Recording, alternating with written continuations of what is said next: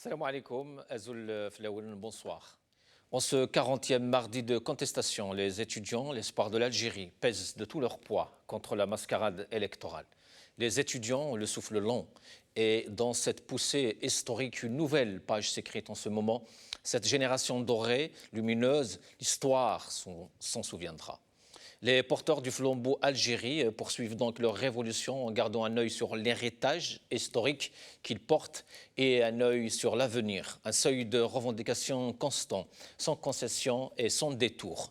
Pas de vote avec ce système, l'intikhabat ma'al isabat, l'évacuation des symboles du pouvoir et de la corruption, changement de système, rupture radicale avec les pratiques despotiques et le système d'allégeance. Tout ceci sous la coupe de la primauté du civil sur le militaire, le slogan phare de cette révolution pacifique. La libération immédiate et sans condition des icônes du Hirak, l'ouverture des champs médiatiques et politiques. C'était un mardi pluvieux, un mardi de froid qui n'enlève rien à la détermination des étudiants. Des foules aussi compactes que celles qu'on pouvait voir au printemps et en été. S'il y en avait encore qui doutaient, le rendez-vous hebdomadaire que les étudiants ont imposé ne s'essoufflera pas. Il est ancré et ni les arrestations arbitraires, ni les menaces, ni les intimidations ne viendront à bout de la volonté de cette jeunesse d'en finir avec ce régime et d'enfin se mettre au travail.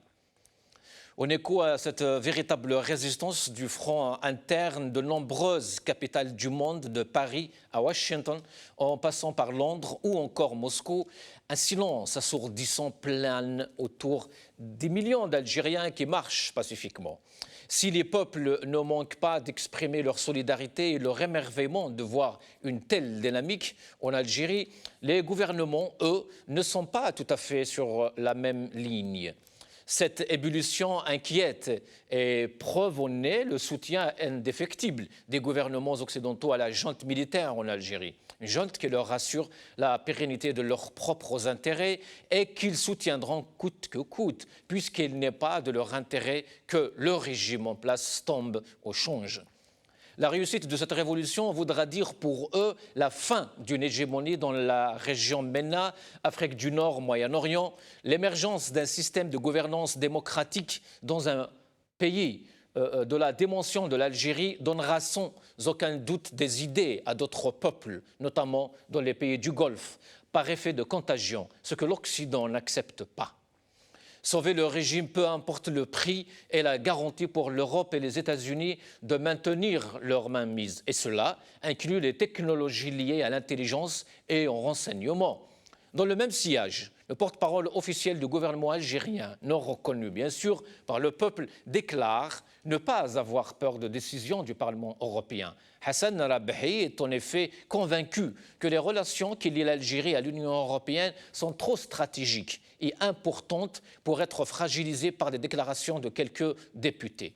Le ministre de la Culture par intérim semble confiant sur la qualité de cette relation qui lie l'Algérie à l'Union européenne et souhaite même renforcer la coopération qui, rappelle-t-il, englobe tous les secteurs. Ce qu'il veut dire par là, c'est que le soutien de l'Union européenne est garanti au régime et que les détours de quelques députés ne l'empêchent pas de dormir. L'Union européenne a reçu son butin et ira jusqu'au bout de son engagement en faveur du pouvoir réel, sans trop accorder d'importance aux recommandations de son Parlement. C'est pour cette raison que Rabahi a choisi de citer le nombre important de marchés accordés à l'Union européenne, des marchés qu'il qualifie de juteux pour l'Union européenne, bien sûr, bien évidemment, et pas pour l'Algérie, malheureusement. Il suffit de jeter un coup d'œil sur le tissu économique algérien. Soit les fruits de cet accord tardent à mûrir, ou alors la graine semée n'était pas saine. Et pour clore les présidentielles de Gaïd Salah, le manque de discernement dont souffre le régime algérien, une illusion qui laisse miroiter la possibilité d'arriver à déployer le fameux plan jusqu'au bout.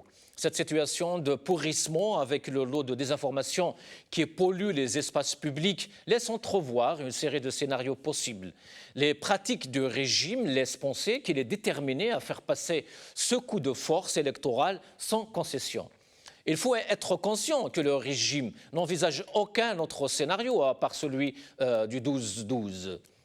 À la suite de quoi un nouveau président sera élu. Cette façon de faire à la militaire traduit une volonté de recourir à tous les moyens, peu importe le coût, bien sûr. Les candidats se sont passés le mot et matraquent la nécessité de participer massivement aux élections suite à des instructions venues d'en haut. L'inquiétude quant au taux de participation indique que le sujet des présidentielles est clos et joué d'avance. Il ne manque plus que le drap des élections pour couvrir l'étendue de la sinistre opération.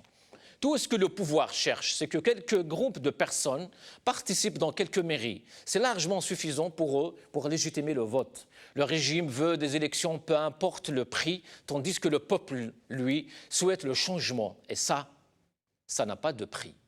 Finalement, ces élections ne seront qu'un obstacle de plus dans le processus irréversible du changement en Algérie.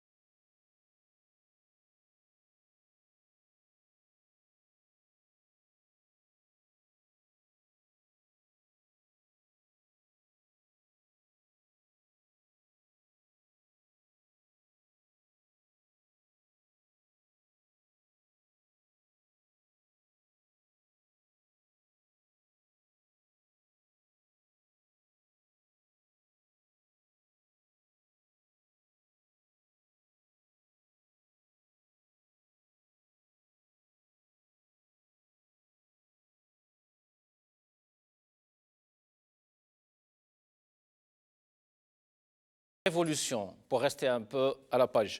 Et pour en parler, j'ai le plaisir d'accueillir ici sur le plateau et par téléphone nos invités comme d'habitude. Avec moi ici Abdelrahim Moussaouer, premier secrétaire FFS Immigration France.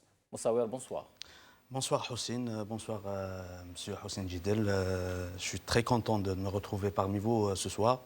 Bonsoir à tous les téléspectateurs de Maghribia, à tous les révolutionnaires, à tout le peuple algérien. Salam alaikum. Yatek Saha, avec nous aussi Houssine Jidel, anthropologue et analyste politique. Monsieur Jidel, bonsoir. Marhaba.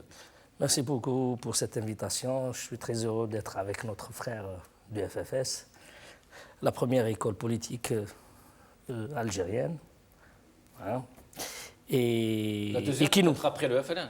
Non, non. Le FLN a cessé en 62. Oui. Donc la première après l'indépendance. J'ai dit école, je n'ai pas dit un parti politique parce que le premier parti politique c'est le PRS, c'est quelques mois avant le FFS. C'est vrai. Par contre, il y a une école qui a formé tous les cadres. C'est pas pour faire l'éloge d'un parti politique, mais pour dire les vérités et dire que la révolution continue, ce que nos ancêtres ont commencé, nous et nos enfants sont en train d'accomplir. Et nous espérons et nous sommes convaincus que c'est bientôt la restitution de l'indépendance de l'Algérie et de la souveraineté du peuple algérien, Inch'Allah. Merci, Inch'Allah, Yatik Saha. Avec nous aussi Fath Tétouche par Skype, militant politique. Monsieur Tétouche, bonsoir, Azoul. Bonsoir, Azul Flaouen et Azul à toutes celles et ceux qui nous regardent. Merci Fatah. Il y aura avec nous aussi Chaban Kassi, journaliste. Avec nous aussi Abdel Jabbar, un étudiant depuis l'Université d'Alger. Je ne sais pas est-ce qu'il est avec nous ou pas, Abdel Jabbar. Mazel, pas encore. Alors, Abdelrahim Moussawer, donc mardi 40. Les étudiants sont toujours là, aussi nombreux que le premier mardi, depuis maintenant 40 semaines, toujours aussi déterminés pour aller justement vers cette Algérie, cette nouvelle Algérie de la liberté, cette nouvelle Algérie des droits de l'homme. Je crois que c'est le même constat que l'on peut faire pour le 40e mardi des manifestations menées par les étudiants tous les mardis. Ça va être le même constat, sauf que cette fois-ci, je crois que le mouvement est en constante accentuation. On a vu que dans les débuts, c'était seulement les étudiants qui marchaient les mardis, en s'organisant, en partant des universités dans quelques wilayas. Et puis, avec le temps, ça s'est propagé dans plusieurs wilayas de l'Algérie, dans plusieurs universités. Moi, ce qui me rend heureux cette fois-ci, c'est qu'il y a des universités qui n'ont pas connu autant de mouvements que d'autres, comme les universités du centre, de l'est, de l'ouest, les grandes villes. Mais celles du sud ont rejoint le Hirak. On a vu que la semaine passée, il y a eu les universités de Msila, Biskera, des villes que le pouvoir a sous-estimées depuis longtemps. Donc je crois que justement pour le Hirak, pour notre révolution, le mouvement estudiantin apporte une bouffée d'oxygène toutes les semaines. C'est le paramètre, c'est un peu le baromètre de notre révolution. Si on veut voir à quel point on est déterminé, à quel point notre révolution peut atteindre ses objectifs, je crois qu'on peut regarder le mardi des étudiants. Houssine Djidel, les porteurs du flambeau donc, sont là aujourd'hui, ils veulent vraiment s'arracher ce flambeau. Ce n'est pas que des paroles, comme l'a fait le pouvoir depuis 1962 jusqu'à aujourd'hui. Exactement. Ils sont en train ces étudiants qui sont vraiment le cœur et l'esprit de cette révolution, ils font la même chose que ce que les étudiants jadis, nos ancêtres ont fait.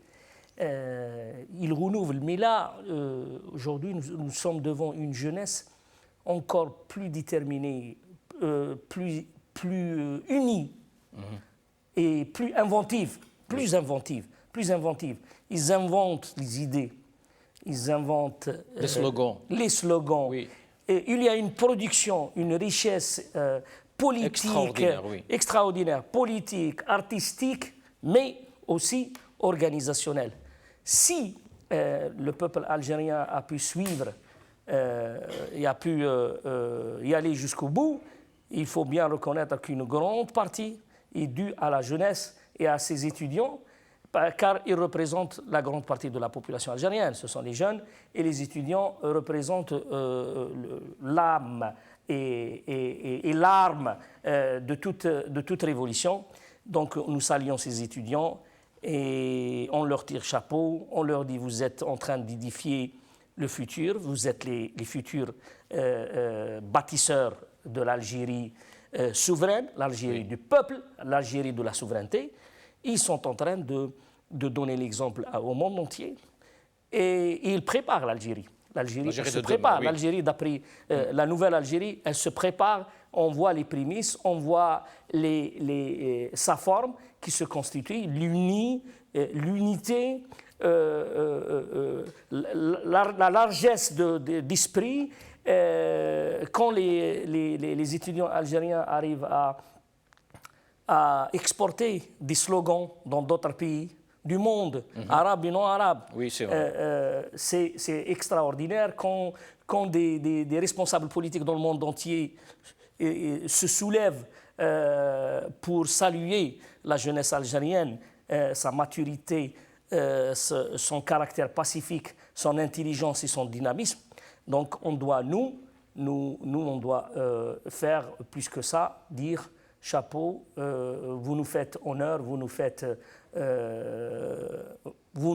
nous avez rendu notre fierté d'être algérien. Avec nous, justement, un étudiant depuis l'Université d'Alger, Abdel Jabbar. Abdel Jabbar, salam alaikum, marhaba bik. اهلا اخي حسين السلام عليكم. وعليكم السلام. عبد الجبار، كيفاش كانت اليوم، كيفاش كان الثلاثاء الأربعون يعني اليوم في الجزائر العاصمة؟ يعني ثلاثاء الأربعون كان كما كان لازم يكون، الشعارات ونفس القوة اللي كانت ما زالت، والعكس زاد شوية الحشد وزادوا شوية غاشي أكثر من اللي كانوا. نعم. الحمد لله على كل حال، الناس ما راهيش تبرد، راهي تزيد القوة وتزيد حزم كل ما تزيد يتقرب الانتخابات. وكيفاش كانت الشعارات المطالب نفسها، ولا عاودتوا ركزتوا اكثر على الانتخابات اللي راهي جايه ولا على الحمله الانتخابيه؟ احنا ركزنا على الانتخابات بين قوسين، على الحمله الانتخابيه ثاني على عرائس القراقوس الخمسه هذوما اللي راهم لي ماريونات هذوما اللي راهم. نعم. يعني وجوه بوتفليقه، خصنا غير بوتفليقه ونعاودوا نقول لهم الزيرو. وثاني بالنسبه لي انا حاجه اللي تخصني انا قلتها، قلت لهم هذا بينا ثاني ثوره وعي. نعم.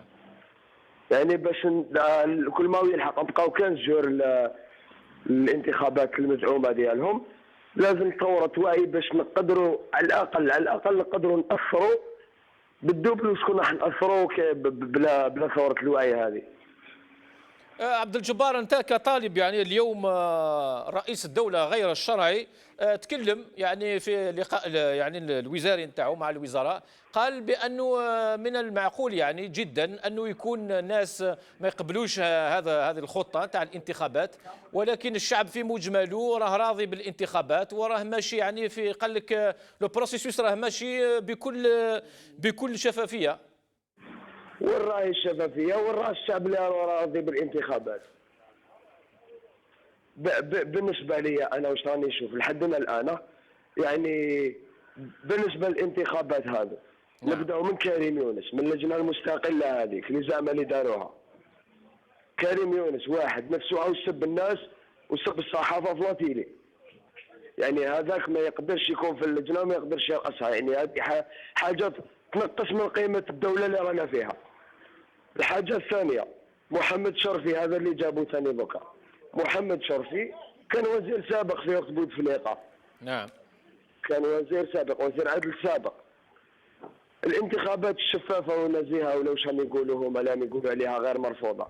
بالنسبه للتبون، تبون كان رئيس وزراء في وقت بوتفليقه. بالنسبه لبن فليس كان رئيس وزراء في 2003. بالنسبه لميهوبي كان وزير ثقافه. بالنسبه له اسمه بن قرينه كان وزير ما نعرفش وزاره شغلها، كان وزاره السياحه.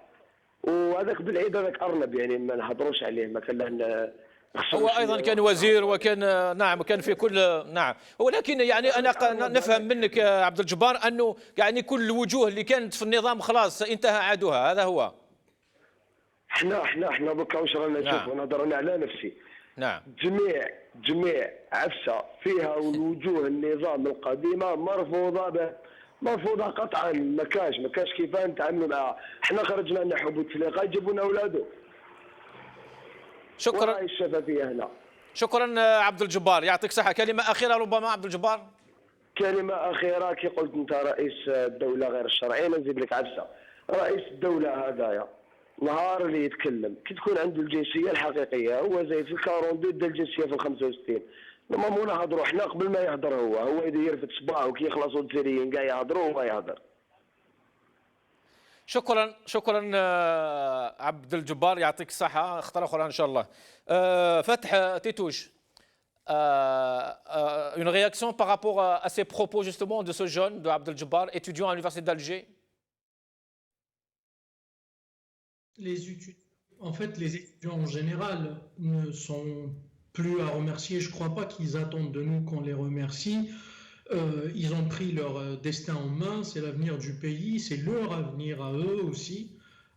Je crois qu'ils ont fait, ils ont fait leur travail, ils font leur travail, ce qu'il faut qu'ils fassent. Nous ne sommes plus, en fait, nous vivons des moments cruciaux les quelques jours qui séparent une date assez importante, celle du calendrier du régime pour essayer de passer en force, et celle de millions d'Algériens qui attendent à gagner une bataille, mais pas toute la guerre, c'est-à-dire essayer d'annuler ces élections-là. De toute façon, Non, ces Mardika. élections, elles sont d'ores et déjà discréditées, elles sont d'ores et déjà annulées pour le peuple algérien. Il n'y aurait le président qu'ils vont désigner n'aura aucun crédit, aucune crédibilité. Il sera finalement un autre visage du régime désigné à la tête de l'État, entre guillemets, c'est-à-dire leur État à eux, parce que nous, on veut construire un nouvel État. Et maintenant, ce que je peux dire, moi, aux étudiants et à Abdel-Jabbar et à tous ces étudiants, c'est de travailler davantage, c'est de s'organiser, de ne plus, en fait,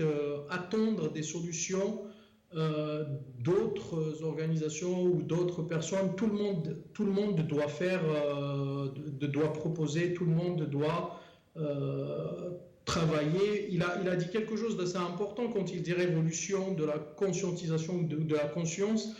Et bien là-dessus aussi, il y a peut-être du travail à faire, peut-être il y a du porte-à-porte à faire, aller parler aux gens, les indécis, ceux qui ne sortent pas, c'est sûr qu'ils ne voteraient pas, mais il faudrait peut-être leur parler pour les impliquer davantage parce que nous avons besoin, Oui. surtout d'une énorme mobilisation, d'une grande mobilisation qui annulera définitivement tout doute sur une éventuelle participation du peuple à ces élections.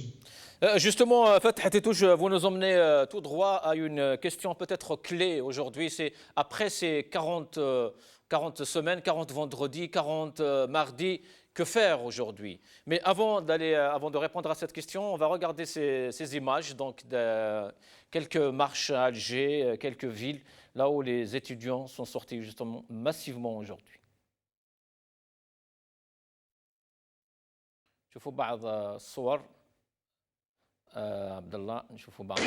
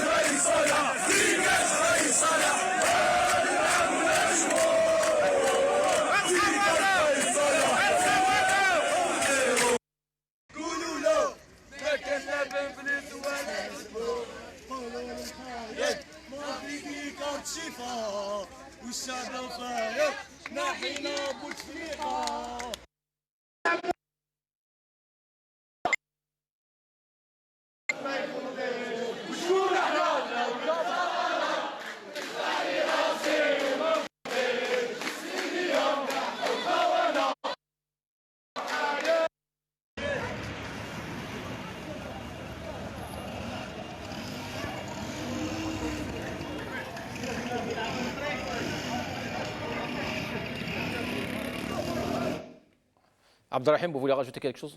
Justement, M. Gidl tout à l'heure a parlé de l'implication des étudiants dans cette révolution en disant que... Dans toutes les révolutions, on désigne Gidl d'ailleurs. La première est celle-ci, oui. Justement, dans toutes les révolutions, on peut même, ça remonte même à l'époque de la guerre de la Révolution. Je ne sais pas si vous avez remarqué dans le titre, justement, c'est mis sur les pas d'une révolution, par rapport justement aux étudiants de 54-62. Et puis là, on est en train de mener une révolution à la Koulihal, ce qui fait que les étudiants aujourd'hui, ils veulent à la fois arracher l'indépendance du pays de 62 qui a été confisquée par le pouvoir et faire tomber ce pouvoir. C'est-à-dire faire c'est un rendez-vous avec l'histoire qui consiste à la fois à arracher cette indépendance confisquée et faire tomber ce régime. En plus de ça, il y a mis à part les points qui ont été acquis par notre révolution, à savoir la solidarité, l'unité, l'entraide, etc., il y a aussi la mixité du genre et la mixité générationnelle que ces étudiants ont réussi à mettre en place. Durant de longues années, le pouvoir a fait en sorte que l'image des étudiants soit discréditée. Ils ne servent à rien, les étudiants, et tout. C'est le système qui a fait tout ça. Mais aujourd'hui, ils ont tellement réussi à bannir cette idée que le pouvoir voulait inculquer dans la tête des Algériens, qu'ils ont réussi même à amener toutes les générations à marcher avec eux les mardis. On est passé d'une marche des étudiants le mardi à une marche des étudiants soutenue par toutes les générations en Algérie. C'est extraordinaire. Justement, et c'est là où je poserai ma question, justement. Mardi, maintenant, mardi, vendredi, 40 mardis, 40 semaines. Aujourd'hui, il faut faire quoi? Il n'y a pas que le mardi et le vendredi. Oui, et maintenant, il y a même les nuits. Il y a nuit et presque tous les jours. Oui. Nous sommes passés des manifestations de 2 jours réglementées, organisées, à une désobéissance. Oui. Le peuple algérien est passé à une cadence. Oui. Et la désobéissance a commencé par des manifestations la nuit, mais aussi par d'autres actes, empêcher les rassemblements des fantoches, comme il a dit l'étudiant, placarder certains daïras, certaines communes, empêcher par tous les moyens les marches organisées par les services de sécurité, les services de renseignement. Oui. Ce que les Algériens appellent les cachiristes, oui. Les cachiristes, mais les cachiristes, ce sont les pauvres malheureux ou les malheureux parce qu'ils ne sont pas avec leur peuple. Mais celui qui organise ça, c'est les services de renseignement. Absolument. C'est le DRS qui fait ça, il a toujours fait ça. Mais le peuple algérien, à chaque fois, pour dire que vous n'êtes pas le peuple, la rue ne vous appartient pas. L'Algérie ne vous appartient pas. L'avenir ne vous appartient pas. Le passé que vous avez confisqué ne vous appartient pas. Le présent que vous voulez nous confisquer ne vous appartient pas. C'est ça ce que les étudiants veulent. Et c'est pour cela que nous sommes dans une révolution. On rentre dans la désobéissance civile. Les gens pensent que la désobéissance civile, c'est de bloquer tout. Non, non, il y a plusieurs formes. Absolument. Il y a plusieurs séquences. Il y a plusieurs niveaux. Les Algériens, par leur intelligence collective, ils sont en train d'inventer le moyen approprié selon ce que la rue ressent et ce qu'eux éprouvent comme besoin. Et c'est pour cela qu'on ne peut plus, on ne peut pas gagner contre le peuple algérien, contre cette rue. Ce peuple qui invente chaque jour, chaque nuit, il est en train d'inventer des moyens, des idées, des slogans, du courage, de la persévérance, et on ne peut pas le battre. Et il va y aller au-delà de ça, c'est-à-dire il va y aller dans d'autres formes de désobéissance civile qui peuvent atteindre... On parle justement d'une grève générale le 27 et le 28 novembre. L'appel est lancé un peu partout sur les réseaux sociaux depuis 2-3 jours. Tout ce que vient du peuple algérien et qui a comme objectif de battre ce régime despotique, on ne peut qu'être OK. On ne peut que prendre tout ce que les Algériens, toutes les initiatives prises par le peuple algérien, qui a comme objectif d'aboutir à la restitution de la souveraineté nationale, à l'annulation pure et simple de cette mascarade, à la libération des détenus et y aller vers une nouvelle Algérie, nous n'avons le droit que de soutenir et de saluer. Ça, c'est le peuple algérien. Dans sa diversité, il est en train d'inventer. Maintenant, c'est aux Algériens de suivre, de ne pas suivre, etc. Mais nous, on doit soutenir. Toutes les formes maintenant, nous sommes dans une désobéissance civile, donc toutes les formes de désobéissance civile sont à prendre. Mais il y aurait peut-être un Algérien là qui nous regarde, qui se pose la question, qui a appelé à cette grève? Après, justement, pour cette grève générale, Hussein, moi, je pense que, comme le dit M. Jidel, tout ce qui émane du peuple, si le peuple est OK, est d'accord, parce que c'est vrai, nous sommes dans un pays où tout est détenu par les généraux, par le DRS, la sécurité militaire. Là, on doit faire attention, c'est vrai, mais si le peuple dit on va faire grève tel jour, grève générale, 26, le 27, le 28, c'est vrai qu'on est là, par exemple, on est à l'étranger, on n'a qu'à soutenir tout ce qui émane du peuple.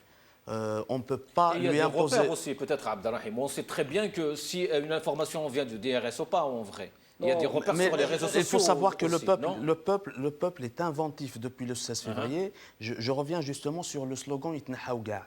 Avant, du 16 février jusqu'au Bouteflika, il a démissionné au mois de mars.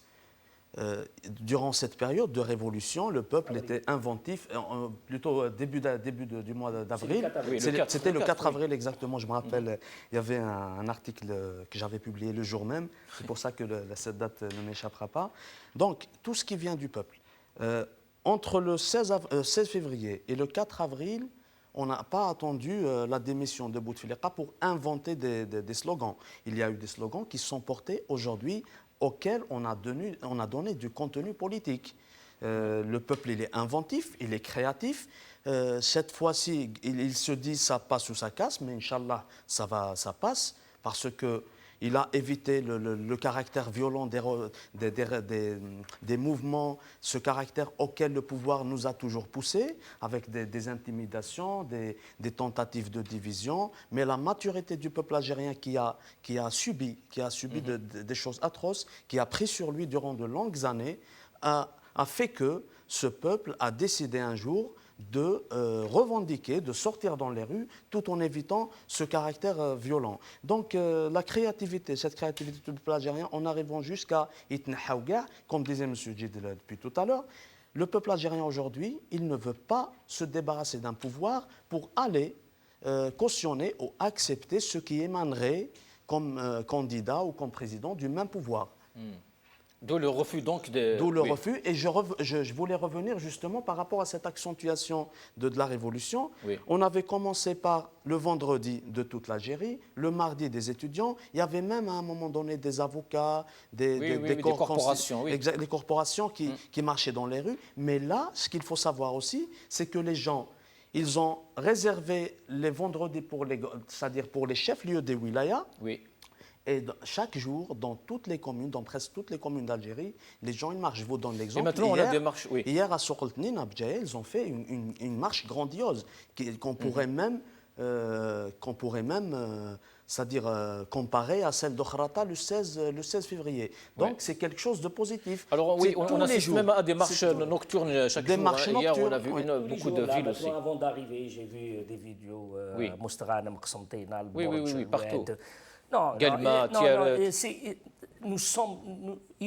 on ne parle plus de séquence, on ne parle plus de nombre. Le peuple algérien est en révolution depuis 9 mois. Et ce qu'on veut maintenant, c'est la cadence. Le peuple algérien, maintenant, il est dans la désobéissance civile, il lui donne forme, que ce soit par une grève, que ce soit par l'occupation des lieux, empêcher les candidats de faire leur mascarade, etc. Ça, c'est déjà fait en tout cas. Les candidats, il n'y a aucun candidat qui arrive quand même à réussir. Maintenant, les candidats envoient leurs représentants. On voit les candidats essayent d'organiser certaines formes de rencontres sans leur présence. Mais le peuple, il est vigilant. Ils savent bien que ce sont des réunions, des cachiristes, etc. Pourquoi, alors qu'ils ne pèsent pas, pourquoi ce peuple refuse qu'une minorité de cachiristes peuvent s'exprimer comme ça? Pourquoi? Parce que pour le peuple algérien et la majorité, vous êtes en train de dire que cette révolution n'existe pas et que vous pesez quelque chose. Vous ne pesez rien. L'Algérie ne vous appartient pas, la rue ne vous appartient pas et l'Algérie ne vous appartient pas. Et de ce fait, vous ne pesez rien, vous devez vous soumettre à ce peuple qui est le seul dépositaire de la souveraineté, seul dépositaire de l'autorité. Et donc, de ce fait, nous sommes En tant qu'Algériens, en masse algérienne, nous sommes les dépositaires de l'autorité, de la souveraineté et de la légitimité. Et donc, vous êtes le contraire, vous n'avez pas le droit d'exister parce que des gens ils disent « Oui, mais pourquoi ce sont des Algériens ?» Nous ne sommes pas dans une vie normale. Nous sommes dans un processus révolutionnaire qui a ses caractéristiques, qui a ses règles. Et, alhamdoulilah, que cette révolution pacifique, elle est pacifique. Elle est pacifique et elle permettait à ces gens-là d'être sur la rue, mais que les Algériens les montrent de doigt, que les Algériens leur rappellent leurs devoirs, que les Algériens leur rappellent leur erreur et le fait d'être avec le régime rejeté par le peuple et être contre le peuple. C'est ça ce que les Algériens font quand ils empêchent les candidats. Ils leur disent, on vous rappelle que vous êtes contre le peuple et que vous êtes en train de reproduire le système et que vous êtes entre nous et que vous êtes en train d'essayer de donner une nouvelle vie à un système qui a confisqué l'indépendance de l'Algérie, la liberté de l'Algérie, qui a et à chaque fois que vous passez dans une ville, il y a des dizaines de jeunes qui se font arrêter. C'est pour cela je dis, c'est pour ça, exactement. Et c'est pour cela je dis que toutes les formes, même cet appel à la grève générale. Oui, le 27 et le 28 novembre. On s'en fout qui a dit. Absolument. Même si on laisse, parce qu'on laisse dire, non, mais ce n'est plus, c'est le peuple qui décide. C'est maintenant, le peuple, il a les moyens intellectuels et politiques de détecter quelle est l'action qui peut aboutir et qui répond à ses attentes. Et si demain les Algériens vont suivre cet appel, c'est qu'ils ils ont bien préparé, ils ont bien senti que c'est le moment et qu'ils sont prêts à le faire, parce que grève générale, ça se prépare, si c'est des sacrifices, etc. Et le peuple algérien, il est prêt à le faire. Et donc, nous laissons à ce peuple de le faire. Nous, ici, nous n'avons qu'à soutenir, puisque l'action, elle va dans le sens de la révolution, et elle est contre le régime, on la soutient. Fath, tu touches sur la même question, radicaliser la révolution, non, comment, qui? Beaucoup de choses à dire en fait par rapport à tout ce qui a été dit. Alors pour moi en fait il faudrait, pour moi ce que je pense, hein, c'est mon avis, c'est qu'il faudrait être focalisé ou rester concentré sur ce qui fait la force de cette révolution. Ce qui fait la force de cette révolution, c'est le pacifisme. Oui, le pacifisme, l'unité nationale évidemment, c'est-à-dire ne pas se disperser dans des clivages inutile à ce moment-là, le pacifisme. Mais qu'est-ce qui fait le pacifisme? Ce qui fait le pacifisme, c'est aussi la patience et savoir être endurant, c'est-à-dire l'endurance, rester mobilisé pendant longtemps. Le modèle en fait des marches le vendredi avec très peu de sacrifices finalement a fait que nous avons pu rester endurants pendant des mois et des mois, parce que nous serions par exemple sortis plusieurs semaines d'affilée, il y aurait eu des gens qui ne pourraient plus parce qu'ils n'ont plus les moyens de poursuivre, parce qu'ils ont fait grève, parce qu'ils n'ont pas travaillé, etc., ce qui créerait une impatience, et en général l'impatience couplée de colère et de frustration peut générer la violence. Donc du coup là-dessus, d'un côté, voilà ce que nous avons, ça nous devons le protéger. D'un autre côté, il faudra aussi comprendre ce que veut le régime.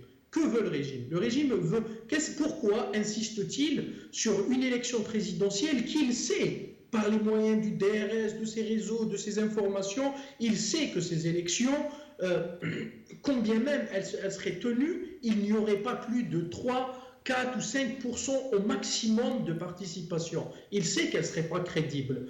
Maintenant, qu'est-ce qu'il cherche? Il cherche une légitimité à l'international. C'est quoi la légitimité à l'international? C'est des appels, c'est des lettres et des appels de téléphone ou des communiqués de présidents des puissances qui vont féliciter le prochain président. Voilà, à mon avis, à mon sens, voilà sur quoi nous devrions nous concentrer. Si nous faisons une mobilisation tellement grandiose, tellement importante, qu'il n'y aurait plus aucun doute sur la légitimité de ce scrutin, croyez-moi, combien même toutes ces puissances voudraient soutenir ce régime, il leur serait très difficile, Je vous donne un exemple concret pour qu'on se mette dans le décor. Oui. Le président français, Emmanuel Macron, comment pourrait-il féliciter au lendemain de cette élection le président qui sera élu si 2 jours, 3 jours, 4 jours, une semaine avant, nous avons vu un peuple entier mobilisé pendant 2 ou 3 jours pour dire « nous n'acceptons pas ces élections ».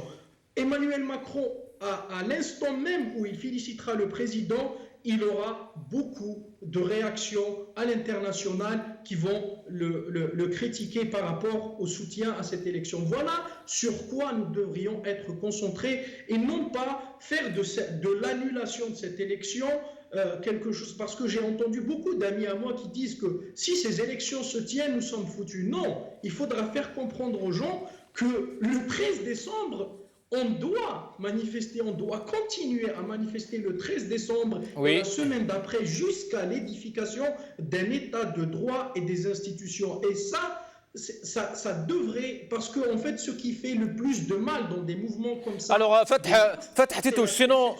Oui, mais sinon la question c'était que faire d'ici le 12, aujourd'hui? Ben, je viens de vous le dire. Que, pour moi, parce que beaucoup de gens essayent, croient que ces manifestations, ces mobilisations ne servent à rien. C'est faux. Ces manifestations, peut-être qu'elles ont besoin d'être encore plus massives, qu'il y ait beaucoup plus de gens à l'extérieur, qu'on ait des manifestations gigantesques partout, dans toutes les wilayas. Ça, c'est important. Ça, c'est important de jouer sur ça. Le travail de la diaspora, aujourd'hui, est crucial, est très important. C'est-à-dire que pendant les 9 mois où le véritable travail, moi je le dis son gène, le véritable travail se faisait en Algérie. Mais aujourd'hui, pendant ces dernières semaines, le travail de la diaspora pour relayer ce qui se passe, ce qui se passera à 1 ou 2 semaines, parce que les médias qui ne se sont pas intéressés à l'Algérie sont obligés de couvrir cette élection présidentielle, sont obligés de rapporter ce qui s'y passe. Donc, le plus important par rapport à la grève générale, et je vais terminer là, pour moi, la grève générale, moi j'en ai fait des grèves par exemple quand j'étais étudiant. Je ne suis pas contre les grèves générales par principe. Par contre, les grèves générales sur un plan national comme ça, elles ont un objectif. Si on est dans un État démocratique ou qui a une économie établie dans laquelle il y a des patrons, il y a des gens d'influence et de pouvoir, quand vous faites grève générale et vous gelez l'économie, ces patrons vont mettre la pression sur le pouvoir en place et c'est ça qui fait la force d'une grève générale. En Algérie, est-ce qu'on a étudié ce scénario? Est-ce qu'on sait c'est qui les patrons en Algérie? Les patrons sont eux-mêmes, c'est le même régime. C'est-à-dire que est-ce qu'ils vont se mettre la pression à eux-mêmes? À part si on cible des secteurs stratégiques qui touchent directement aux intérêts des gens avec lesquels ils travaillent, c'est-à-dire des intérêts des multinationales, des entreprises qui n'ont absolument rien à voir avec c'est ce que Fatah Titouche, c'est ce que Houssine Djidel disait justement il y a un moment, c'est qu'il doit y avoir une organisation, les Algériens sont prêts à répondre à tout ce genre de questions et ce n'est pas pour bloquer l'économie, c'est ce que disait Houssine Djidel. Oui, moi je dis que dans la théorie c'est ça, mais c'est que nous sommes dans une révolution, c'est-à-dire si on a réussi une révolution pendant 9 mois, on va quand même réussir une grève générale, j'allais dire. Si le peuple algérien décide, si le peuple algérien décide, il inventera les moyens, il inventera les moyens comme il l'a fait. Maintenant, si on veut demander au peuple algérien qui est en ébullition, en révolution, en désobéissance civile, de faire la grève selon les modalités d'une vie normale et une vie démocratique, je pense que c'est là l'erreur. Donc on est rentré dans le caractère organisationnel de la grève générale. Mais nous, on soutient le principe de la grève générale. Qui rentre dans le cadre, qui est toujours dans le cadre de la révolution. Exactement. Le peuple algérien a le droit de faire le recours à tous les moyens pacifiques pour aboutir sa révolution. C'est ça le principe fondamental. Maintenant, les détails, les organisations, ça c'est de la pédagogie. Quand on fait, comment dirais-je, on parle politique, je pense qu'on doit parler de ce principe et qu'on doit encourager tous les gens qui veulent agir à leur manière comment dirais-je, de battre le régime. Parce qu'on a vu que la diversité d'action n'a jamais, n'a pas porté atteinte à la révolution. Au contraire. Maintenant, c'est pour cela, je pense que, et je partage l'avis de Fatah quand il dit que le diaspora a ah oui, exactement. Nous sommes la boîte de résonance de l'Algérie. Nous l'avons toujours dit dès le début de l'Harak. Même si vous vous rappelez, je ne sais pas si vous étiez en réunion, quand la révolution a commencé, on a fait une réunion ici, on a dit, moi et quelques d'autres, on s'est opposé contre le fait d'inventer des slogans. La réunion à Paris, hein? Ici à Paris. Oui, voilà. Ici à Paris. Moi, j'ai dit, pas question. Nous allons reproduire les mêmes slogans. On ne va pas faire l'erreur de 56. Oui. Hein? 56, on ne va pas, jamais. La révolution, elle nous renseigne. Donc, c'est là-bas la majorité des Algériens. C'est là-bas que ça se passe. Nous aussi, on a une résonance. Parce que là-bas, c'est le blackout. Nous, on devient leur dire, nous sommes là, nous sommes votre voix. Nous sommes votre voix et nous n'avons pas à dicter, nous sommes une partie du peuple algérien. C'est pour cela que la diaspora algérienne a décidé ce samedi, oui, à Paris. une marche. Il y a une...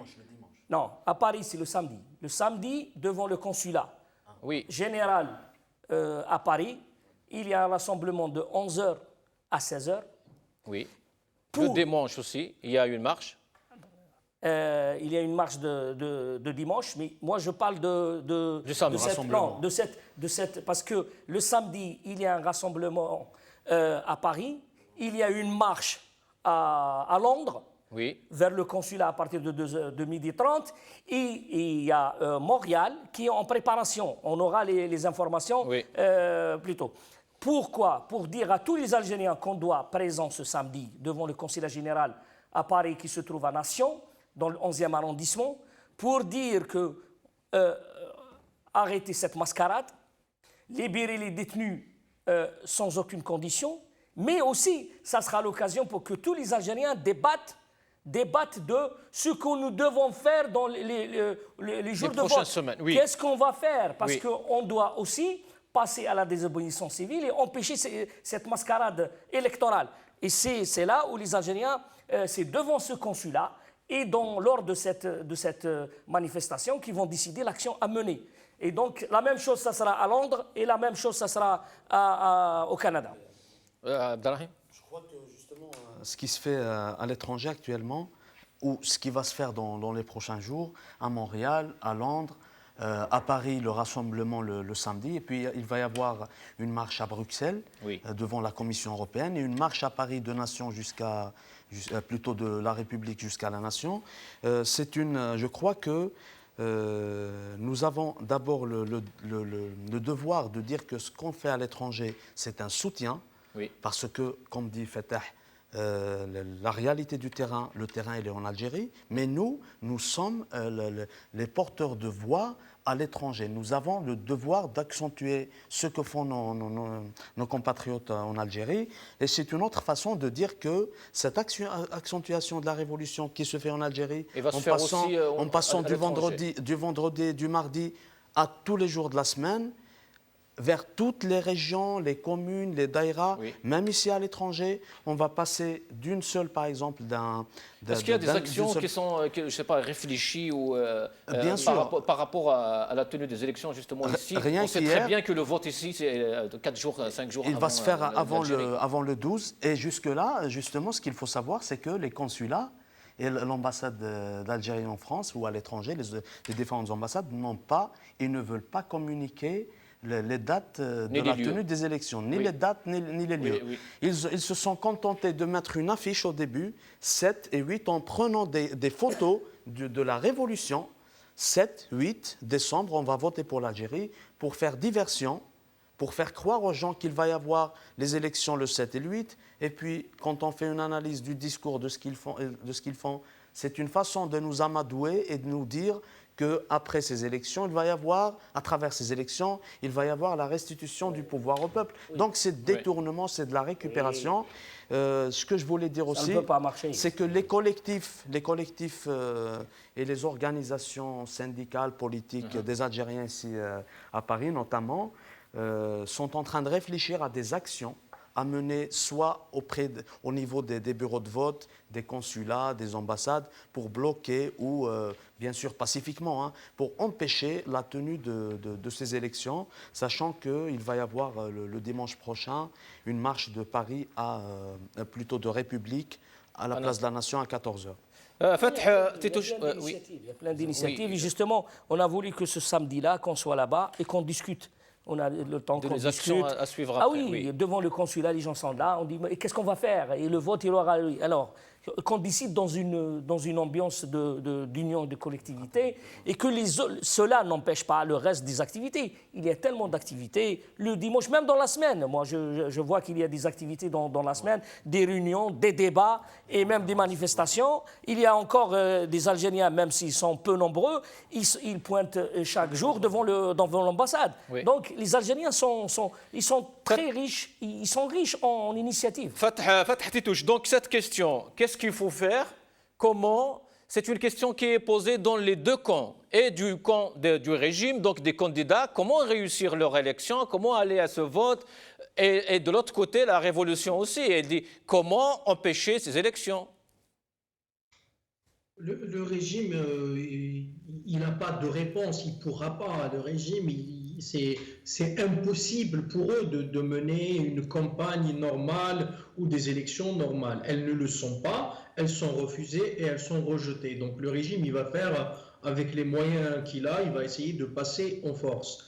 De notre côté, moi je le dis encore, et tout à l'heure, juste pour reprendre par rapport à la grève générale. Le problème, ce n'est pas en termes d'organisation, est-ce qu'on pourrait l'organiser ou pas. Le problème, c'est si on réussit à organiser une véritable grève générale complète, quel est l'impact par rapport au sacrifice. C'était juste. Et quand je parle, évidemment que je ne dis pas ce qu'il faut faire ou pas faire, de toute façon, la réussite de toute action dépend de l'adhésion des Algériens en masse et de leur capacité à le faire ou de leur aptitude à le faire, comme l'avait dit Djidel, et c'est ça l'intelligence collective entre guillemets. Maintenant, moi j'ai dit ce que je pense qu'il faut faire. Je pense qu'il faudra communiquer aujourd'hui parce que leur élection, le but, leur objectif, c'est quoi? C'est d'avoir une légitimité à l'international. C'est cette légitimité-là à l'international que nous devons atteindre. C'est-à-dire que toute la mobilisation qui se fera dans le pays,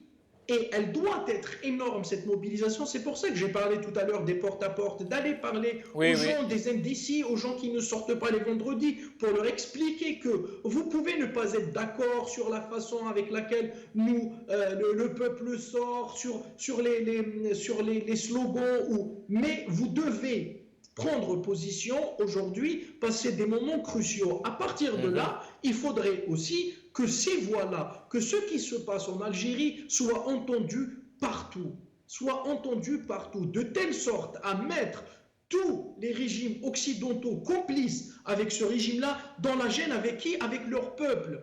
Parce que nous distinguons entre les peuples et les régimes et les dirigeants et les pouvoirs. En France, le peuple, par exemple, si on parle du peuple français, ce n'est pas vrai de considérer que tout le peuple français serait cupide et voudrait exploiter les richesses des Algériens. Par contre, les lobbies internationaux, financiers, etc., et les pouvoirs de ces puissances occidentales, oui, ils voudraient bien exploiter les richesses de notre pays et il faudra mettre cette réalité en exergue. Il faudra les mettre dans la gêne. Il faudrait que le jour où, par exemple, Emmanuel Macron félicite le futur président en Algérie, il faudra que tout le monde sache qu'il vient de féliciter un dictateur, un pion qu'une dictature militaire a mis en place contre la mobilisation merveilleuse et contre un élan populaire magnifique. Et c'est cela qu'il faudra mettre en valeur, et c'est là qu'on les atteindra dans leur objectif à eux. C'est ce que je pense. Je peux me tromper sur cette idée, mais moi, d'un autre côté, je ne voudrais pas aussi qu'on mette, qu'on fasse du 12 décembre Oui. une date dans laquelle, si on perd, on a tout perdu. Ça, c'est très important d'expliquer que le 12 décembre, ce n'est qu'une date parmi d'autres. Si on arrive à faire annuler ces élections, c'est très bien et c'est la meilleure chose qui puisse nous arriver parce qu'on va avoir une... C'est pour ça que, c'est pour ça que la révolution, justement, les jeunes ne parlent pas du tout du 12, hein, ils parlent de la révolution et ils parlent de l'Algérie de demain et ils ne parlent pas du tout de... Oui. Exactement. Absolument. Oui, ce qu'il a dit, je le rejoins sur l'idée que le régime, c'est vrai, et il a comme objectif d'envoyer un message à l'international comme quoi on maîtrise le peuple, on maîtrise la situation, comme il a dit le pauvre Ben Saleh. Oui. Je dis le pauvre entre... Oui, aujourd'hui, oui. On va organiser ces élections. Et on vous donne une autre preuve qu'on maîtrise et qu'on maîtrise la situation, on va la falsifier. On va la falsifier et nous, le peuple algérien, nous les révolutionnaires, le peuple algérien, qu'est-ce qu'il a dit? Son rôle, c'est quoi? On va montrer au monde entier que vous ne maîtrisez ni le peuple, ni la rue, ni la situation, parce que le peuple algérien il va avorter ces élections. Il va vous empêcher par tous les moyens pacifiques de tenir et de faire ces élections. C'est ça notre objectif et je suis totalement d'accord avec lui. Maintenant, comment on le fait? C'est la désobéissance civile, c'est monter dans la cadence, monter encore, que ce soit jour et nuit, que ce soit des actions pacifiques, des blocages, des grèves, tous les moyens pacifiques pour monter la tension afin de montrer au monde entier que ce régime, il ne pourra même pas ramener une poignée de personnes dans la rue. Comment va-t-il faire le jour des élections? Comment il va organiser des élections? Et c'est pour cela qu'on dit qu'il est impossible d'organiser ces élections. Parce que quand le peuple algérien sera dans les rues, qui va sécuriser? Maintenant, vous ramenez 10 ou 20 cachéristes avec 50 policiers et leurs candidats fantoches. Maintenant, demain, comment vous allez faire avec les électeurs?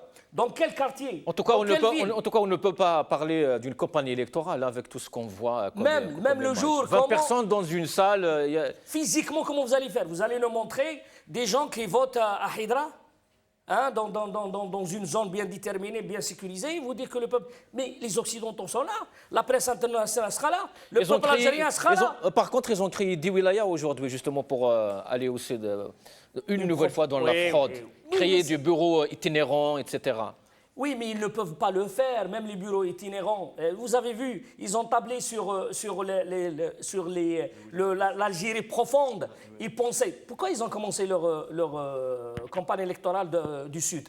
Parce que dans leur esprit, le Sud, ce sont des gens, ce sont la base électorale. L'Algérie profonde, c'est la base électorale du régime. Ouais. Mais ce n'est pas vrai. Le peuple algérien leur a montré qu'ils n'ont plus de base. Ils n'ont plus de base. Il ne reste que quelques cachéristes, malheur, et que les gens qui ont profité du régime. Puisque la réponse est venue d'Adrar, de Ouargla, de Béchar, de Ouatsouf, etc. Donc, ce régime qui a perdu sa base, comment il va faire à Alger? Comment il va faire dans les J'ai lu un commentaire très marrant sur Facebook qui disait que les gens qui mettent leur khchabia, sachez très bien que le khchabia n'a pas de poche. N'a pas de poche. Ils ne sont pas des voleurs. Même on ne peut pas les corrompre. Voilà, impossible. Donc, on va regarder ce graphique. Après, on continue avec notre collègue Chaban Kassi qui va nous joindre tout de suite.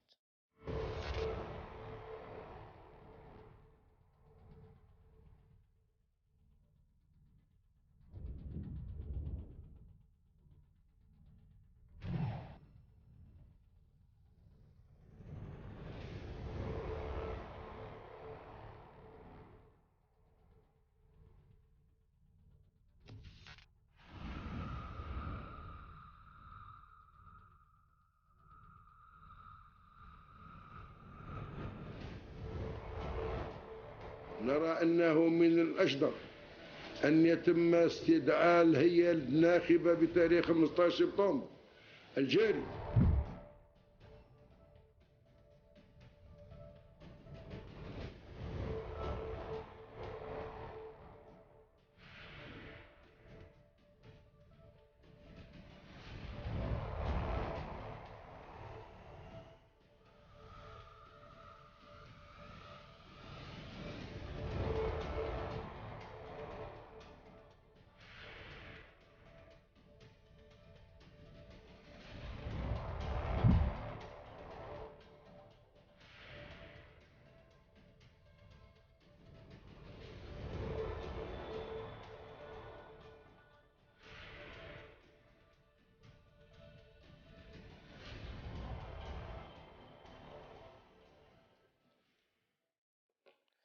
Je disais donc que si les peuples marchent, manquent pas d'exprimer leur solidarité, leur émerveillement de voir une telle dynamique en Algérie, les gouvernements, eux, ne sont pas tout à fait clairs et ne sont pas du tout sur la même ligne ou lignée. Et pour en parler justement, Chaaban Kassi est là pour nous parler un peu des réactions et surtout de Jean-Yves Le Drian qui a parlé aujourd'hui. Exactement, Arsène. Bonsoir, Hussein. Bonsoir aux invités ce soir et bonsoir aux téléspectateurs. On va revenir en deux parties en quelques minutes ce soir. D'abord sur la réaction de Jean-Yves Le Drian. Vous allez voir que malheureusement ou pas, vous allez réagir qu'il n'y a rien de nouveau. Et puis dans un deuxième temps, on reviendra un peu sur ses intérêts économiques, hein, même si on l'a entendu il y a quelques instants de notre invité en direct d'Algérie, des intérêts économiques et puis de ce contrôle de ces pays partenaires comme la France et les USA. Pour se mettre un peu dans le bain, je vous propose d'écouter quelques personnalités politiques qu'on a rencontrées il y a quelques jours avec la rédaction qui, elles, sont justement révoltées un peu de ce silence de l'État français et puis aussi de cet enjeu économique et de cette pression qui est faite sur l'Algérie. Je ne dirais pas que l'État français est absent. Malheureusement, son silence est une forme de complicité avec la répression, parce que tant qu'on n'aura pas, du côté des gouvernements français, une condamnation ferme de la répression qui s'abat aujourd'hui sur le peuple algérien, qui mène son soulèvement et sa révolution, ça signifiera de fait une complicité. Voilà, donc on sait malheureusement qu'il y a des intérêts politiques et économiques qui lient les différents États entre eux.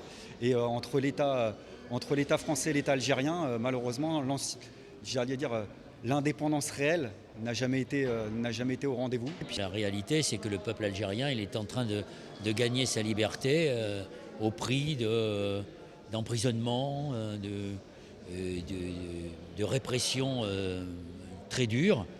Et je pense que le gouvernement français, qui prétend défendre les libertés démocratiques, devrait être aux côtés du peuple algérien. Ce ne serait qu'un remboursement, d'une certaine manière, un remboursement de la dette que nous devons au peuple algérien. Ce sont des hommes, des femmes, des jeunes, des moins jeunes qui demandent la démocratie en Algérie. Nous les soutenons ici au Parlement européen en organisant une audition avec un certain nombre d'acteurs de la révolution actuelle en Algérie.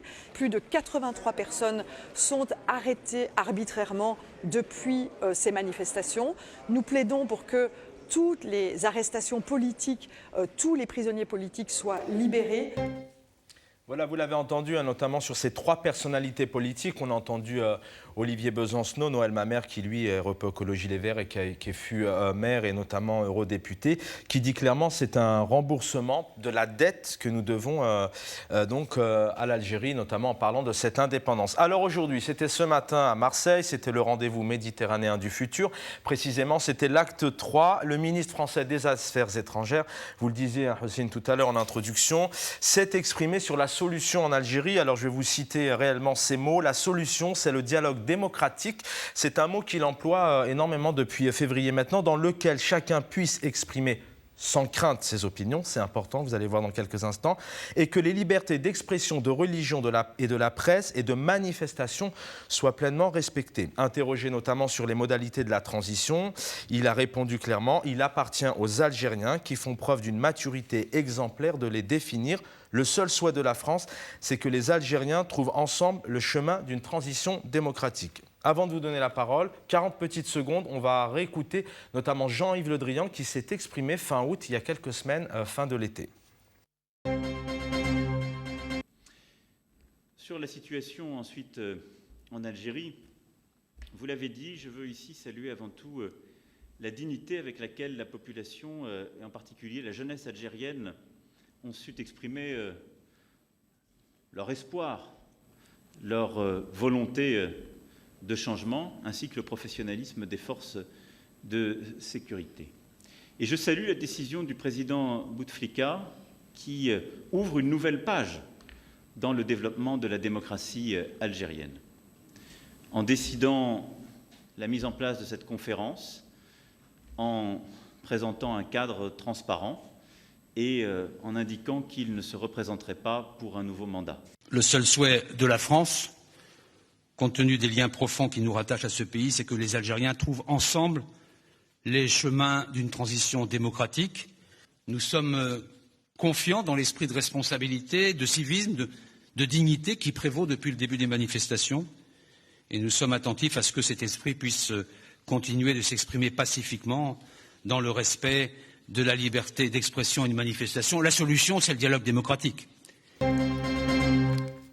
Voilà, vous l'avez entendu, ça c'était fin août. Alors peut-être nous inviter une première question.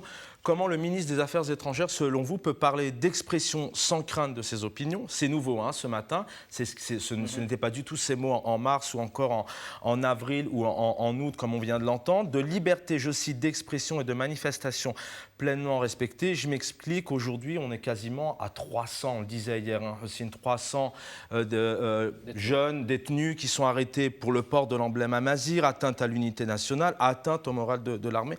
Selon vous, peut-être une réaction, comment Jean-Yves Le Drian peut parler de liberté d'expression et de manifestation pleinement respectée, alors que maintenant, autant en février, on pouvait se poser la question, mais aujourd'hui, on sait que ce n'est pas le cas. Moi, je pense que c'est la langue. Il est dans son rôle. Ça, c'est la langue du bois, c'est la langue diplomatique. Ce qu'ils disent devant les médias font le contraire.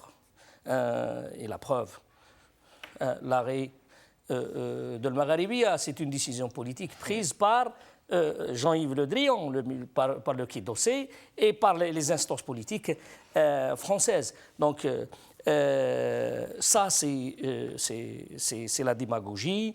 Nous, on sait que les intérêts français sont très importants en Algérie. Le régime algérien est pleinement soutenu par la France pour de multiples raisons. La France a le droit de faire des soucis de ce qui se passe en Algérie parce que le moindre glissement de la situation en Algérie n'est pas bon ni pour la France ni pour toute l'Europe, mais aussi la France a l'obligation de ne pas se soumettre au devant du peuple algérien.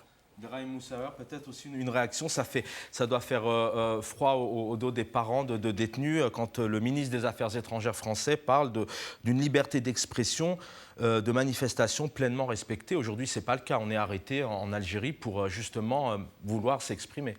Justement, je crois que d'abord, ces propos, pourquoi exactement aujourd'hui ? Pourquoi il n'en parle pas depuis 9 mois, depuis le début de la Révolution, quand il défend quelque part la liberté d'expression, la nécessité que le pouvoir algérien écoute son peuple. Il a même évoqué la question de la transition démocratique. D'abord, moi, je pense qu'il faut être aveugle pour ne pas voir ce qui se passe en Algérie. On est à l'approche des élections présidentielles. Les gouvernements occidentaux, notamment l'État français, a des comptes à rendre à son peuple. On parle d'un pays démocratique où il y a un exercice politique respecté, etc. Aujourd'hui, les Algériens ont réussi à faire entendre au monde entier leur voix, y compris le peuple français. Donc, comme l'État français a des comptes à rendre à son peuple, d'un côté, on va lui poser la question, comment se fait-il que vous cautionnez, que vous légitimez un pouvoir que 95%, voire plus, des Algériens, on parle du pouvoir algérien, rejettent aujourd'hui ce peuple qui veut un changement radical et que ce pouvoir parte. Donc, je crois que c'est cette question qui revient à chaque fois en disant que, comme il a des comptes à rendre à son peuple sur le plan politique, il veut qu'il y ait d'abord une transition démocratique, mais aussi un gouvernement légitime, entre guillemets, qui émanerait d'une élection, quelles que soient les circonstances, quelles que soient les conditions de cette élection. L'essentiel, c'est de dire qu'aujourd'hui, on va travailler avec un gouvernement algérien issu d'une élection faite par le peuple. Le mot transition démocratique est un mot... Belle transition, c'était la question suivante. Oui, c'est un jeu de mots, parce que le régime algérien parle d'une transition. Oui. Il dit que Bouteflika est parti, nous sommes dans un nouveau régime, nous sommes dans une transition. Ils l'ont dit plusieurs fois. Et c'est là le jeu. Au lieu de dire que la France soutient un pouvoir issu de la volonté du peuple algérien et qu'elle conteste un gamin de 5 ans, sait bien que c'est impossible de faire des élections dans les conditions suivantes. Fatah Titouche, est-ce que c'est important pour le peuple algérien, justement, que Yves Le Drian dise transition ou pas? Non, pas du tout. De point de vue, je ne vous cache pas que moi, je ne veux pas, je n'attends pas d'un soutien des puissances occidentales. Il faudra vraiment être niais pour considérer qu'une puissance occidentale puisse soutenir un peuple ou le droit du peuple à s'autodéterminer, etc. Alors, là, on est dans la géostratégie, on est dans les relations internationales, il s'agit de pragmatisme. Maintenant, moi, si je m'adresse au peuple français, j'ai un mot à leur dire. Vous avez beaucoup à gagner. Si nous réussissons à démocratiser le pays pour les Français, c'est-à-dire pour les Français, les Franco-Algériens qui veulent investir dans le pays, si on arrive à démocratiser le pays, si on arrive à lancer un énorme processus de transition sur tous les plans, sur le plan économique, technologique, etc., il y aura beaucoup à faire avec le peuple français. Tandis que pour Yves Le Drian, bien évidemment, il y a même du mépris dans les paroles de Macron. En fait, je revois le Macron qui croyait en mars 2019 qu'il suffit d'un petit jeu comme ça de transition, d'un Bouteflika qui promet le prolongement du 4e mandat et que le peuple allait rentrer et puis ça en sera fini de cette révolution. Je pense que quelques mois après, il s'en est rendu compte qu'il est face à un peuple déterminé, face à un peuple lucide, face à un peuple, et je le dis et je pèse mes mots, qui a énormément de conscience politique, beaucoup plus aiguë que la conscience politique que j'ai vue moi-même chez des militants ici en France. C'est-à-dire que quand vous avez une révolution dans laquelle on ne parle même pas de politique au sens des idées ou idéologiques, on parle de métapolitique.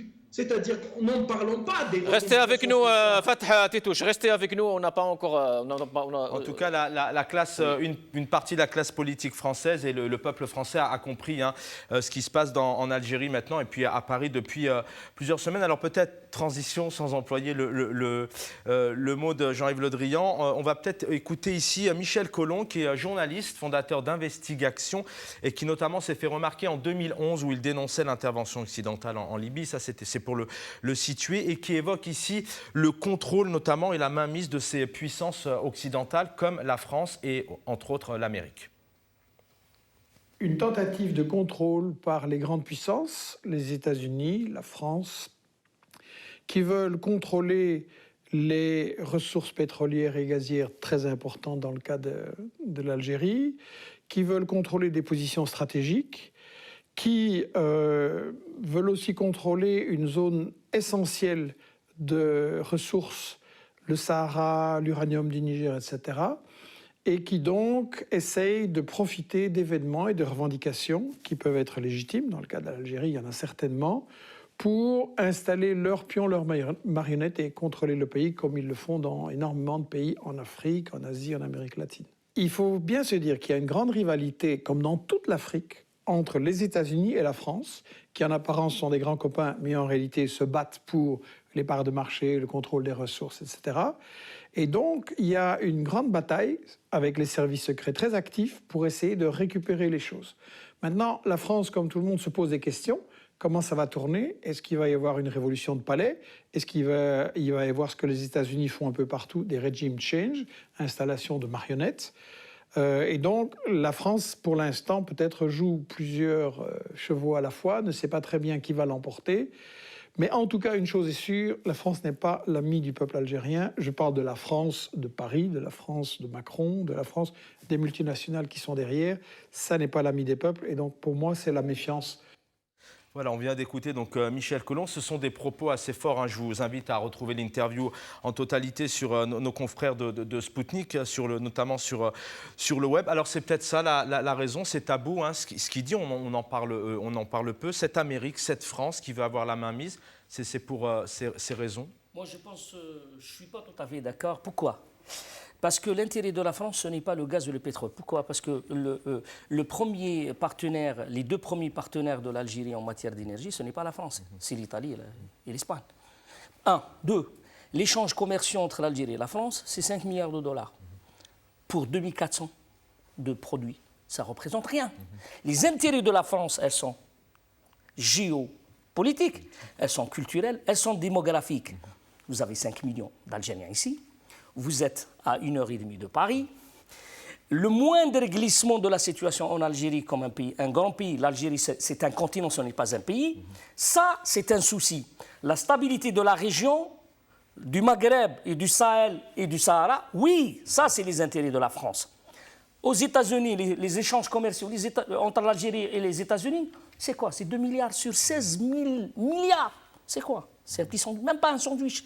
Même pas un bonbon pour les Américains. Mais les intérêts des Américains en Algérie, c'est sécuritaire. C'est la lutte contre le terrorisme, c'est la stabilité de la région, c'est géopolitique. Donc, les intérêts de la France sont là. Et c'est pour cela, je dis, et je termine, il faut bien savoir que dans une révolution, l'élément exogène extérieur, il est presque à néant. Le problème de l'Algérie vient de ce régime. C'est ce régime qui se vend aux Français, qui se prostituent politiquement, je m'excuse, aux Occidentaux. Et ces gens-là, ils sont preneurs, ils défendent leur casse-croûte, ils défendent l'intérêt de leur peuple. Excusez-moi, vous pouvez réagir là-dessus, une question. Est-ce que demain, si l'Algérie, ça va arriver d'ici quelques semaines, c'est bien parti, devient une réelle démocratie et vraiment libérée, est-ce qu'il y a une réelle crainte, pour les pays occidentaux et l'Amérique notamment? Bien sûr, parce que quand on parle de richesse naturelle, par exemple, en une phrase, quand on parle de richesse naturelle, la démocratie, c'est le pouvoir au peuple, par le peuple et pour le peuple. C'est que la gestion des affaires du pays, notamment économiques, sociales, politiques, elles sont entre les mains du peuple et de ses vrais représentants. C'est ce qui fait peur aux États occidentaux, parce qu'il y a une mainmise sur l'économie algérienne, sur les ressources naturelles. Donc si aujourd'hui ou demain le pouvoir revenait au peuple algérien, à travers une démocratie, une vraie démocratie, la gestion des richesses du pays va être faite de façon équitable et c'est le peuple algérien qui en profite, c'est le peuple qui gère ses richesses. Donc c'est pour cela que les États occidentaux n'en bénéficieront pas. Enfin, je veux dire, ça les déstabilise sur le plan relations internationales avec l'Algérie. Fath Titouche, donc on arrive à la fin de l'émission. Le peuple algérien continue sa révolution. Qu'il y ait soutien international ou pas, ces jeunes sont dans la rue depuis 9 mois et veulent aller pour arracher justement cette liberté. Absolument, oui, absolument. Le peuple veut restituer sa souveraineté, son indépendance. Et je reprendrai pour ça un slogan que j'ai vu dans une pancarte d'une jeune fille qui avait écrit « ôtez vos sales mains de nos lendemains ». Et je voudrais faire juste une mise au point par rapport à Michel Colomb, que j'invite à s'excuser d'abord par rapport à un article qui est apparu en avril 2019 de Ahmed Ben Saada, un des principaux rédacteurs de Investigation, dans laquelle il avait intitulé « 8 ans après », entre guillemets, la printempisation de l'Algérie, dans lequel il se posait des questions aussi. Il disait comment c'est organisé, comment elles sont spontanées, etc. Où il mettait clairement le doute dans ces révolutions en faisant référence à Haute-Port et à d'autres organisations, etc. Donc du coup, moi je voulais juste dire toute la distinction que je fais par rapport au site Investigation et par rapport à leur manque de rigueur important, parce qu'il ne suffit pas d'avoir une sorte de vision comme ça, dogmatique, dans laquelle vous pouvez l'appliquer un peu partout dans tous les pays. Ça ne veut pas dire qu'Haute-Port n'a pas existé, ça ne veut pas dire que le Kosovo n'a pas existé et que les États-Unis n'ont pas intervenu dans des pays d'Amérique latine, etc. Et ce n'est pas pour autant que toutes les fois où il y aurait un peuple qui se soulève, il y a forcément main étrangère derrière. Et Dieu sait que son article a été très partagé dans les réseaux sociaux et il nous a fait énormément de mal et on s'est retrouvé à essayer de déconstruire tout ça. Donc du coup, je pense que Michel Collomb, avant de venir soutenir l'Algérie, nous parler des puissances occidentales, il devrait peut-être s'excuser vis-à-vis du peuple algérien, de tous ceux qui militent, qui militent contre la propagande du régime. Merci Fatah Tétouche. Hussein Jidel, vous voulez rajouter quelque chose? Juste un mot, c'est tout. Juste un mot. Je veux dire seulement que les Occidentaux, les Français, les Américains et tous les pays occidentaux, ils ont intérêt avec le peuple algérien, pas avec le régime. Quand on aura un pouvoir issu de la volonté populaire, ça ne sera pas 5 milliards d'échanges. Ça sera peut-être 50 ou 40, parce qu'on va reproduire toutes les richesses qui sont confisquées, seront reproduites par le peuple algérien et tout le monde peut profiter et on aura la stabilité, on aura tout avec le peuple algérien, pas contre le peuple algérien. En tout cas, la réaction qui est attendue, Hussein, c'est le 12 décembre au soir. Quel président sera élu? Et là, ce qui sera attendu, c'est la réaction de l'international notamment. Est-ce qu'ils soutiennent ou pas? Du peuple algérien surtout.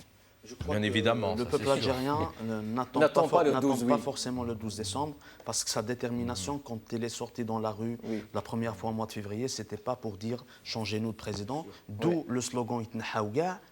C'est-à-dire, on n'a pas besoin que vous changiez flan par flan, mais que tout ce système dégage. Et je crois que si ce pouvoir ne donne aucune garantie que ces élections soient annulées, mais le peuple ne donne aucune garantie que le Hirak soit arrêté. Merci. Merci. Il se cache quelque part derrière des mots, mais on verra comment il se... Merci Chaban Kassi, merci Hussein Jidel, merci Abdelrahim Moussawer, merci Abdel Jabbar, merci Fatah Tétouche. Donc après le 12, c'est le 13 et c'est tout. Merci Qima Dilana, salam alaikum.